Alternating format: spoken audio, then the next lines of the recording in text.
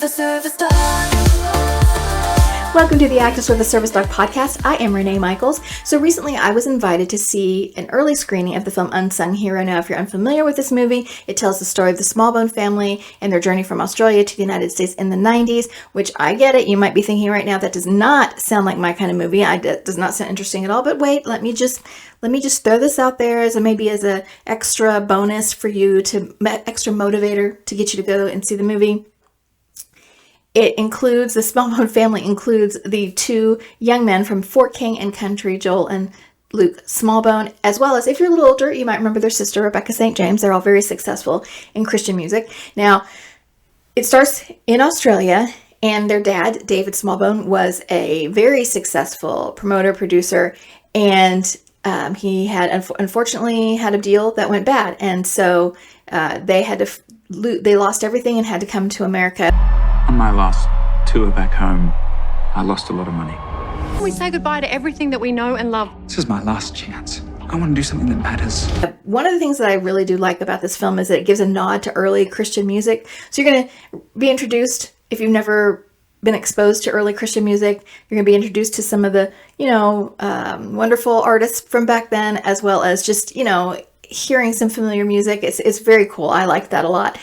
So they come to America and find out that it's not going to be as easy. They basically come in with nothing. They come to rent a house that has no furniture, so the kids are sleeping on the floor. Where's all the furniture? Where we gonna sleep? Okay, hop in, Loki. And this, was going on for several months. Mom is pregnant, and they basically have to stick together. And I think that it's a wonderful story of the strength of family. But look around you. Your family, your faith. That's what makes you rich in life.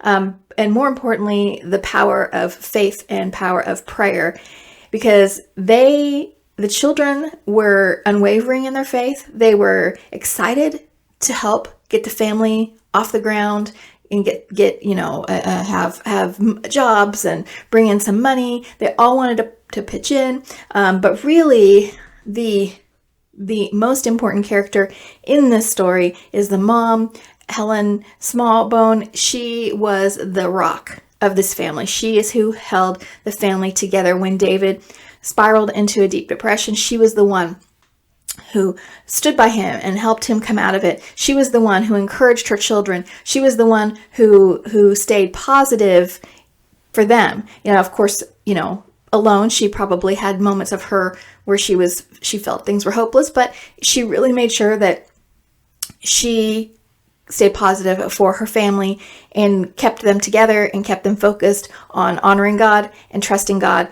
which I thought was amazing. However you guys feel about being here, we need to pray for everything that we need.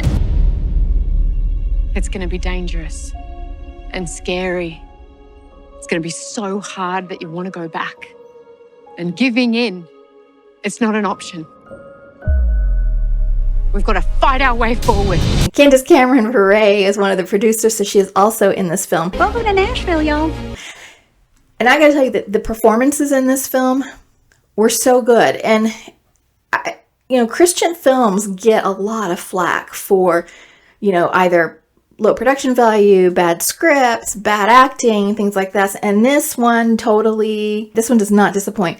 The performances were amazing. They did a great job with casting, very, very talented and experienced actors. But the biggest surprise to me was Joel Smallbone's performance. Now, I know that he's done some acting. I'm aware. I've just never seen him in anything. So, I didn't have high expectations. I didn't really know. Okay. But Joel Smallbone plays his father, which to me would be hugely stressful because, his dad's still living. So the pressure of getting it right. But he plays his dad and he's so good. I was amazed. I was absolutely amazed at how good he was. I'm trying to protect her and it will never be enough. And I honestly, when I see a movie, there's a lot of actors that as I'm watching the movie, I'm like, oh yeah, that's this actor playing this character. And to me, there's two separate things. It's the actor and the character they're playing. And then in movies that are really good, the line is so blurred that sometimes you can't distinguish the actor from the role that they're playing. And that was the case here. I forgot I was watching Joel. I really did. It wasn't obvious to me once I really got into it. He did such a good job. So kudos to him on that. The kids were great. The girl that plays Rebecca, she was wonderful. She looks like her. It was awesome. And I will say there was a part in the movie that I was lost in a little bit. I really stepped out of the film for a while because it felt long. It felt forced. Not going to say which part it is because you know what? You guys might have a different opinion and you might like it. So I'm not going to tell you what it is. But there was definitely a scene in the film that I just thought, this is just, it's kind of a little bit of a nod to one of their songs. And I don't know. I don't know how intentional that was, or if this, you know how they are in movies, they write scenes because, you got to get the story across, right? You can't tell every single detail of somebody's life in just a few hours. So, they have to take some creative liberties. So I would be interested to know how much of this scene actually happened. And I'm talking about a lot of scenes that they showed that even though they were great, did it happen that way? It doesn't really matter. I don't feel like it affects the intent of the story, the purpose of the story. I think that the message is very, very strong. So I don't think it hurts it in that way, but I would be interested to know how much of it was, creative liberties and how much of it actually occurred. So, obviously you can tell by what I'm saying is I do think that this is a good movie. I do think this is something that is worth your time and your money, especially a movie like this, because with the success of Jesus Revolution, and the other movies that are being produced now that are just really raising the bar in the Christian film industry, I think it's super important that we as followers of Christ, and even if you're just pro-family, if you're pro-family, because even this movie is not like throwing Jesus in your face, right? Faith was a very, very important part of this family, but it's not like over the top. So I think even somebody who's not a Christian would still enjoy it if you're pro-family. So yeah, definitely go see it. We need to support this kind of stuff because if we don't show our support with our money, Hollywood is not going to listen. So be sure and get out there and buy those tickets. I think tickets go on sale, or no, the tickets are on sale now, so get them now, but the movie opens April 26th. I think I would even go see it again. That's how much I enjoyed it.